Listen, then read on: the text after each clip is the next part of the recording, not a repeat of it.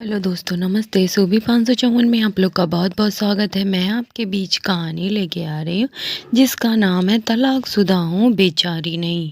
चलिए दोस्तों, बने रहिए। सोना सोना, बड़ी मम्मी का फ़ोन आया है, परसों तुम्हें लड़के वाले देखने आएंगे। अब फिर कोई बहाना बनाकर कहीं चली मत जाना। आंगन में स्कूटी धोती सोना लिका से उसकी माँ ने कहा। रिश्ते की बात सुनकर सोनिका का मन खट्टा हो गया और बेईमान से वह अपना स्कूटी धोने लगी। स्कूटर धोने के बाद अंदर आई और माँ से बोली, माँ आप क्यों मेरी शादी के पीछे पड़ गई हो? मुझे नहीं करनी दूसरी शादी। जब तक एक से ही सुख नहीं मिला तो दूसरे से क्या मिलेगा? सोनालिका की माँ ने कड़क आवाज में बोला, क्या मतलब हुआ? एक से सुख नहीं मिला तो दूसरे से क्यों नहीं मिलेगा? माना पहला रिश्ता खराब था, लड़का सही नहीं था, तो उसका मतलब ये नहीं है कि दूसरा भी खराब हो।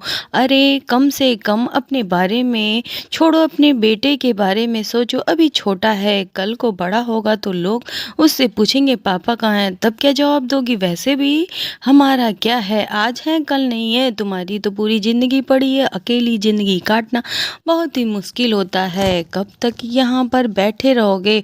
अभी भाई है तब तक ठीक है, भाभी के आते ही मायके में रहना बहुत मुश्किल हो जाता है। माँ ने समझाते हुए सोनालिका को कहा। सोनालिका सिंगल मदर थी। उनकी शादी 7 साल पहले राजीव नाम के लड़के से हुई थी। शुरू शुरू में सब ठीक रहा, पर उसके बाद उन लोगों ने डिमांड शुरू कर दी और डिमांड पूरी ना करने पर उसे मारने लगे। शुरू शुरू में सोनालिका सब सहती रही, पर ज़्यादा होने पर उसने तलाक देने से बेहतर समझा और अपने बेटे के साथ मैके रहने लगी। तय दिन बाद लड़के वाले आए और सोनालिका को दिखाया गया। लड़का अच्छी कंपनी में कार्य करते थे, लड़का विदुर था और उसके 2 साल की बेटी थी। लड़के वाले ने सोनालिका से काफ़ी प्रश्न किए। लड़के की माँ ने कहा, दोनों लड़का लड़की आपस में बात कर ले, आखिर रहना इन्हें है, हमें कोई दहेज नहीं चाहिए। अनुज ने औपचारिक तौर पर पूछा, अपने अपने पहले पति को क्यों छोड़ा? सोनिका ने अपनी सब बातें बताई। अनुज ने पूछा, आप स्कूल टीचर हैं, मैं समझ सकता हूँ बिना पिता के बच्चे को पालना आसान नहीं है, पर मेरी एक शर्त है, मेरी बेटी को आप कुछ नहीं कहोगी और अपना बेटा भी मेरे साथ रहना रहेगा। इससे ज़्यादा कुछ उम्मीद मत कीजिएगा। बीच में ही बात काटते हुए सोनालिका ने कहा, मतलब ये कि मैं नहीं चाहता कि मेरी बेटी को उसकी माँ का प्यार बांटना पड़े। उसकी बेटी को अपने पास नहीं रखेंगे। ये सुनते ही सोनालिका ने पैर तले जमीन खिसक गई। सोनालिका ने 2 टोक शब्दों में कहा, आप शादी करना चाहते हैं, ये एहसान दिखा रहे हैं। आपकी बेटी के प्रति तो मेरी काफ़ी जिम्मेदारियां बताई है, पर आपकी मेरे बेटे के लिए क्या जिम्मेदारी है? आप तो चाहते हैं कि आपकी बेटी को माँ का प्यार मिले और मेरे बेटे के प्रति। सोनालिका को सब समझ में आते हुए बाहर आ गई।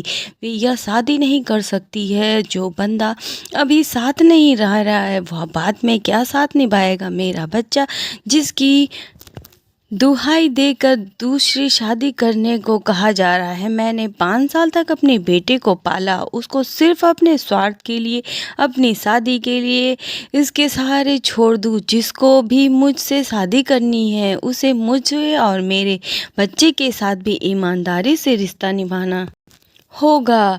मुझे ऐसी शादी नहीं करनी है। मुझे अकेले रहकर बेटे की परवरिश करने में कोई गुरेज नहीं है। हाँ, मैं सिंगल पेरेंट हूँ, पर मैं अपने बेटे को अकेले पाल लूँगी। मुझे किसी के रहमो करम की भीख नहीं चाहिए। प्लीज़ आप जहाँ से आए हैं वहीं चले जाइए। सोनालिका ने एक सांस में सब कह दिया। आज माँ बाप और भाई को आज अपनी बहन पर गर्व हो रहा था। उन लोगों को समझ में आ गया था, जो रिश्ता शर्तों पर टिका होता है वह रिश्ता लंबे समय तक नहीं चलता है और इसमें भावनाओं का अभाव होता है। आज हमारे समाज में काफ़ी बदलाव हो रहे हैं, उसमें सिंगल पेरेंट की बढ़ोतरी हो रही है। पूर्व के दशकों में अकेली महिला को विचित्र नज़रों से देखा जाता था। कहा जाता था कि बिना पुरुष की महिला का जीवन अधूरा है। बचपन में एक औरत अपने पिता के साए में रहती है, जवानी में अपने पति के और बुढ़ापे में अपने बच्चे के साए में रहती है। आज सिंगल पेरेंट अपने बच्चे की अच्छी परवरिश कर रहे हैं और औरत बिना पुरुष की भी अपने बच्चे को अच्छी शिक्षा दीक्षा दे सकते हैं। दोस्तों, कैसी लगी ये कहानी अच्छी लगी तो मेरे चैनल को लाइक कीजिए, सब्सक्राइब कीजिए। बाय बाय, नेक्स्ट ब्लॉग में मिलेंगे।